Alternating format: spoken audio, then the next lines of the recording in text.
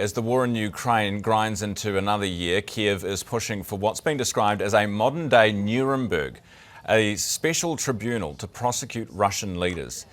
Mykola Yurlov is a senior diplomat at the Ministry of Foreign Affairs in Ukraine and is in New Zealand seeking support for the plan. He joins me at the desk this morning.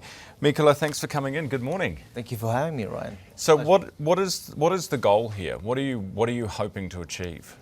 Well, the situation is quite simple. The way that this war ends will set the whole stage for the international relations for decades to come.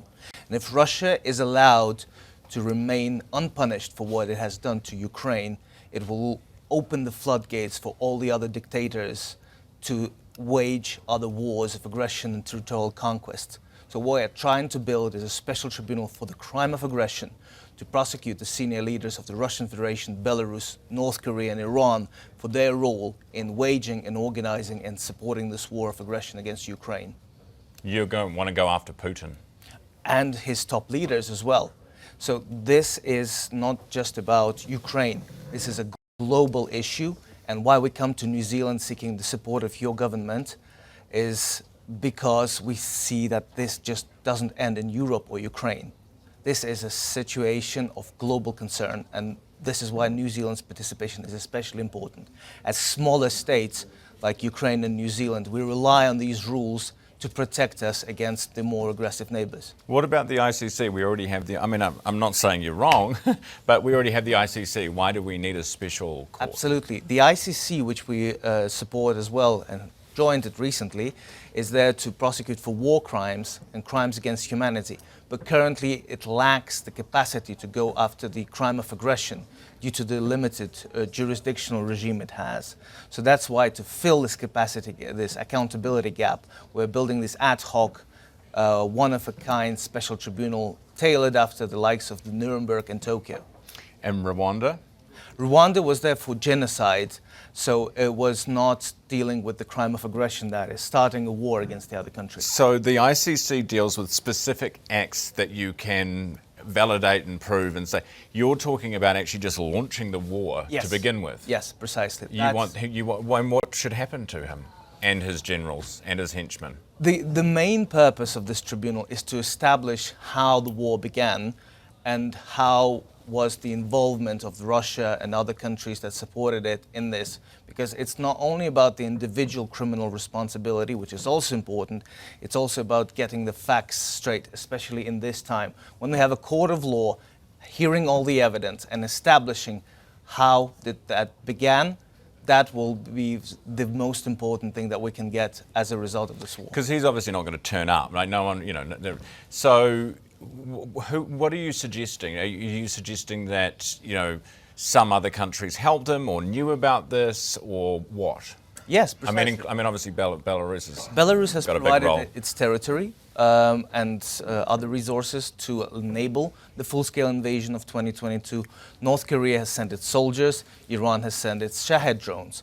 So this new tribunal that we're setting up, and it's already in quite late stages, will be able to prosecute the top leaders of these countries, the generals, the political leaders, and examine what role that they have in this whole crime. I think it's a very noble idea, and I can understand why you as a Ukrainian would want to do it, Mykola, but they'll just ignore you. They just ignore the ICC, Their ignorance there doesn't really matter. The whole thing, and that's the most important, is that we already have a quite huge support. There are about 40 states participating there. From this region, there's Australia. We really hope to have New Zealand on board, as well as the countries of the Pacific region. And that will show that there is the international community that is determined to actually see how the war began and establish that this is not the way that the way things are done in the 21st century. There's a language that they all listen to, the Russians, and that's the language of finance. And there's about $100 billion of Russian assets that are currently frozen. Indeed. And you're here to campaign to the New Zealand government to help unlock those frozen assets. How and what do you want done with them? That is the other element of the international accountability network we're building, and that's called the Claims Commission and the Register of Damage.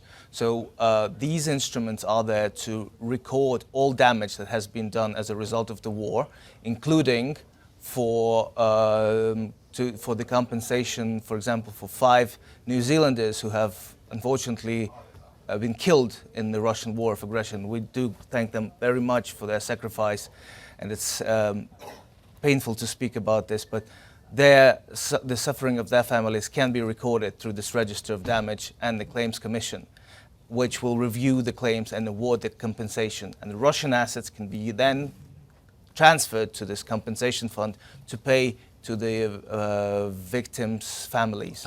So some like oligarch's super yacht that's sitting in a port in Europe somewhere, those types of assets would help to actually compensate the families, including those here in New Zealand. For this instrument, we're talking about the sovereign assets of the Russian central bank, which have been immobilized in key jurisdictions around the world, with the bulk of them being in Belgium, but also a certain portion under the jurisdiction, for example, of Australia, around 9 billion Australian dollars. And what we're working on is to build this infrastructure and to convince our partners to move the assets as a payment for the damage that has been done. Really appreciate you coming in to talk to me this morning, Mykola, and best of luck with your meetings. I know that you've got plenty of them while you're here, so thanks for being with me this morning. Thank you, Ryan. That is from the Ministry of Foreign Affairs in Ukraine, Mykola Yurlov.